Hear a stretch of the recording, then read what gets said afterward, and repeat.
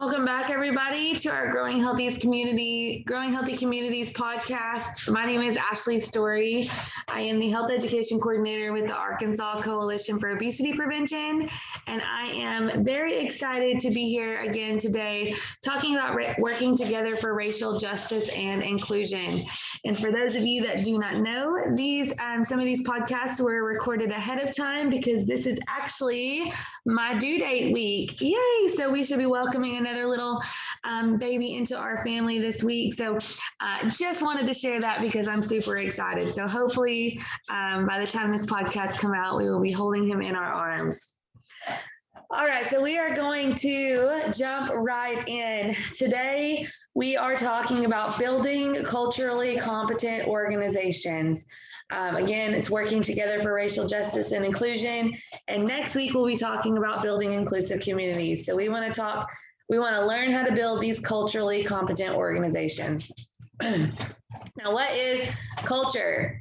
So culture is going to be defined as the shared traditions, beliefs, customs, history, folklore, and institutions of a group of people.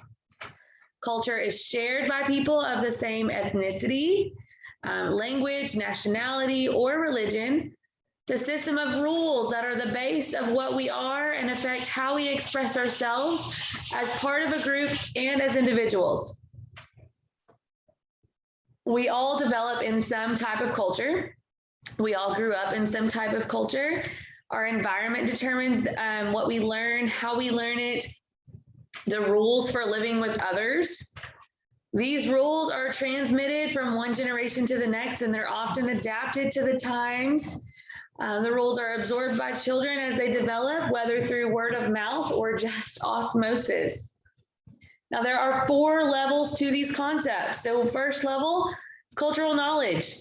Means you have you know about some cultural characteristics or history or values or beliefs and behaviors of another ethnic or cultural group. Then you have cultural awareness. This is the next stage of understanding other groups. Excuse me. And this is being open to the idea of changing cultural attitudes. Next up, we have cultural sensitivity. That is knowing that differences exist between cultures, but not assigning values to the differences, so better or worse, right or wrong. Clashes on this point can often easily occur, especially if a customer belief in question goes against the idea of multiculturalism. Internal conflict is likely to occur at times over this issue. Conflict won't always be easy to manage, but it can be made easier if everyone is mindful of the organizational goals. And then the 4th tier is that cultural competence. So this is going to include all of the previous other stages, but it's going to add in operational effectiveness. A culturally competent organization has the capacity to bring into its system many different behaviors, attitudes, and policies, and work effectively in cross-cultural settings to produce better outcomes. That summer cold, guys, is kicking my booty. Okay, so what are the types of diversity in an organization? There are all different types in an organization. Some types of diversity have a larger impact on organizations than others because they have historical significance. These types of diversity are associated with a history of inequity and injustice where not every person or group has been treated equally because of them. So these types of diversity are going to include ethnicity, gender, you're going to have sexual orientation, nationality, native language, social class, spiritual beliefs and practice, as well as physical and mental ability.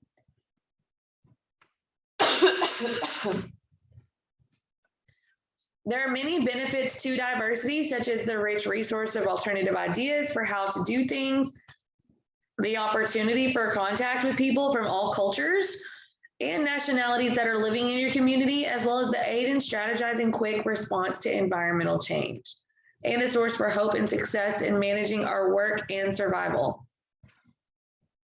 Benefits of building an organization's cultural competence are: you will increase the respect and mutual understanding among those involved.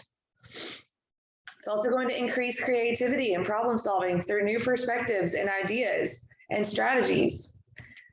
It's going to decrease unwanted surprises that might slow down the progress. It's going to increase participation and involvement of other cultural groups and increase trust and cooperation. Excuse me. It's also going to help overcome fear of mistakes, competition, or conflict. So for instance, by understanding and accepting many cultures, everyone is more likely to feel more comfortable in general and less likely to feel the urge to look over their shoulders to be sure they're being appropriate in majority terms. This is also going to promote inclusion and equality. When should an organization try to become culturally competent? It needs to become culturally competent when there is a problem or a crisis, a shared vision, and a desired outcome. An organization is ready to become culturally competent when groups and potential leaders that will be collaborating have been identified. The need of the cultural groups are identified. The organization knows what was done before and how it affected the groups involved, and the organization is open to learning and adapting to better fit current needs. And I'll take a second to let my slide get caught up to my speaking since I forgot to keep clicking. So an organization's ready when groups are identified, needs are identified, and knows previous experiences, and they're open to learning and adapting. So how do you create a culturally competent organization? Here are some individual action steps that you can follow. So cultural differences can either help or hurt the way an organization functions. Creating multicultural organizations makes us deal with differences and use them to strengthen our efforts. To reach these goals, you do have to create a plan for action. So first, you're going to want to develop some support for change throughout the organization. You want to identify who wants the change and who doesn't. Also identify the groups that are going to be involved, the different cultural groups, who needs to be involved in the planning process, the implementation, and the reinforcement of the change. As always, identify your barriers. What's going to stop you? What's not currently working? What's going to slow you down? Assess current level of cultural competence. What knowledge, skills, and resources can you already build? Can you build on? Where are the gaps? Identify your resources that are going to be needed. So how much funding is going to be required to bring about this change, and where can you find more resources? Develop goals, implementation steps, and deadlines. So you have a who, what, when, where, how, when, you know, all the H's and W's, and then commit to an ongoing evaluation process. Evaluate as you go, what's working, what's not, what does success look like?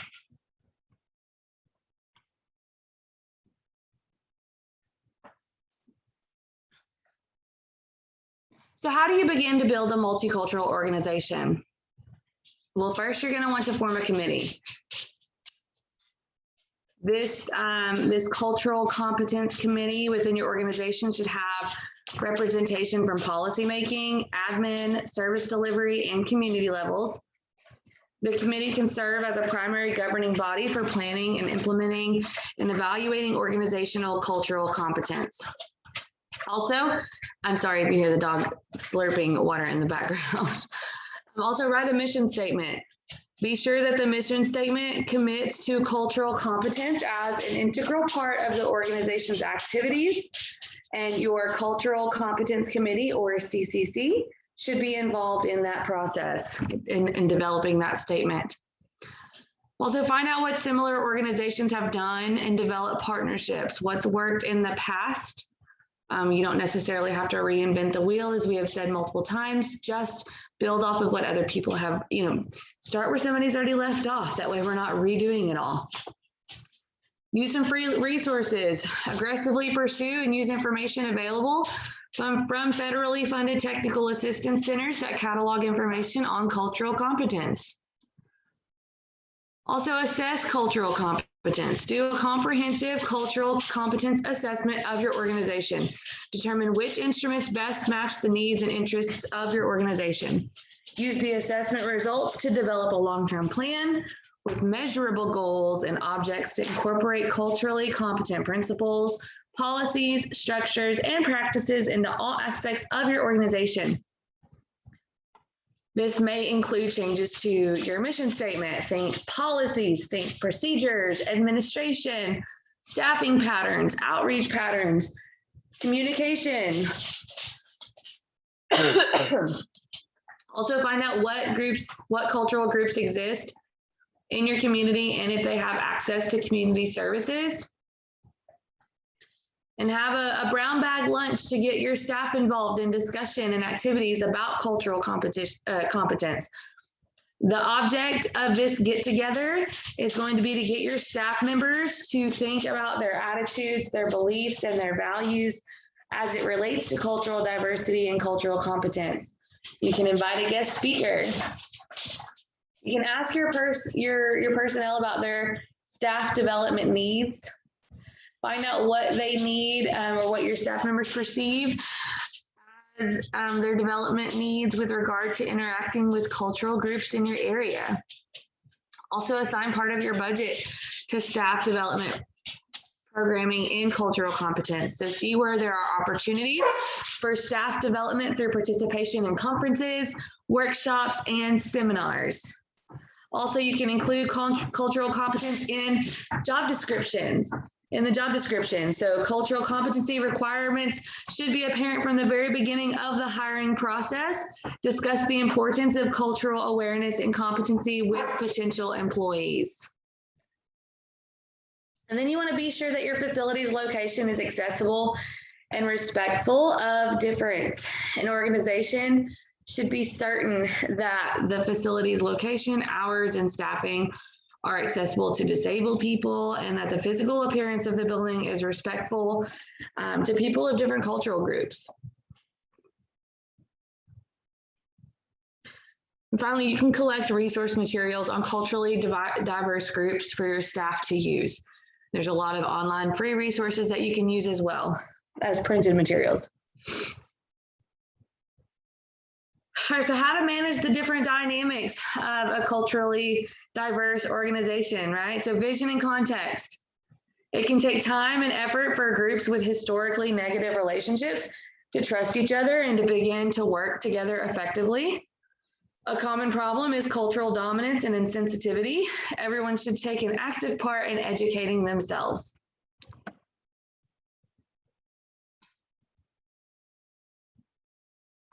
Also, recruitment and outreach to the community. Include diverse groups of people from your organization at the organization's inception. This can ensure that your organization's development reflects many different perspectives.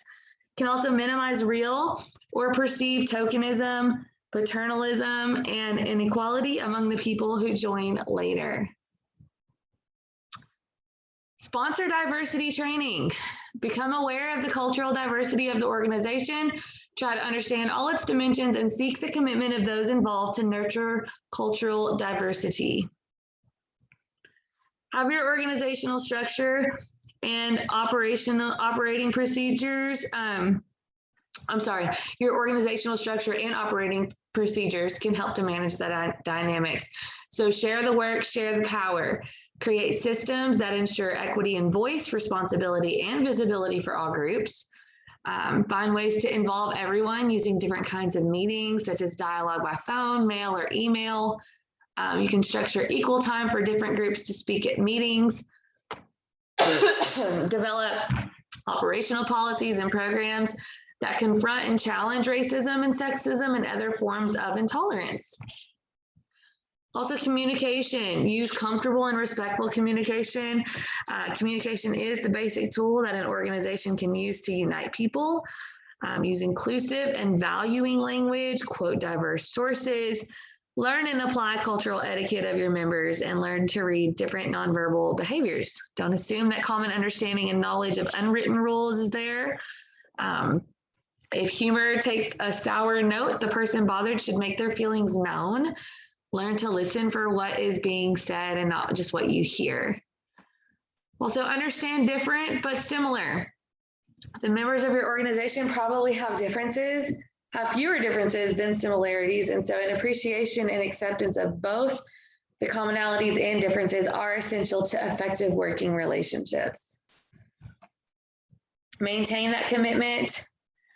Your organization will become more connected with the community that it serves if it states publicly that having a diverse workforce is a top priority to them. And then provide strong leadership. Develop a variety of leadership opportunities and a way for leaders to work together in your organization. Cultivate new leadership opportunities by helping people gain competence and confidence in new areas. And then provide activities. Integrate aspects of different cultures into all activities, rather than just holding isolated international dinners, for example. Integrate it, make it a part of everything that you do. If your activities are not attracting a diverse crowd, try running special events geared specifically to different groups, led and organized by representatives of those groups. Don't assume that you know what's best. Your community population should determine the issues and events that they feel are important to them. So those are just some ideas to help manage the dynamics of building a culturally diverse organization. Next week, we will be talking about building inclusive communities. So I hope that you'll join us to wrap up this month of August. And as always, here is my contact information. Thank you all for hanging in there with me through this summer cold. I really appreciate it. And just follow us on Facebook for more. I look forward to talking to you next week.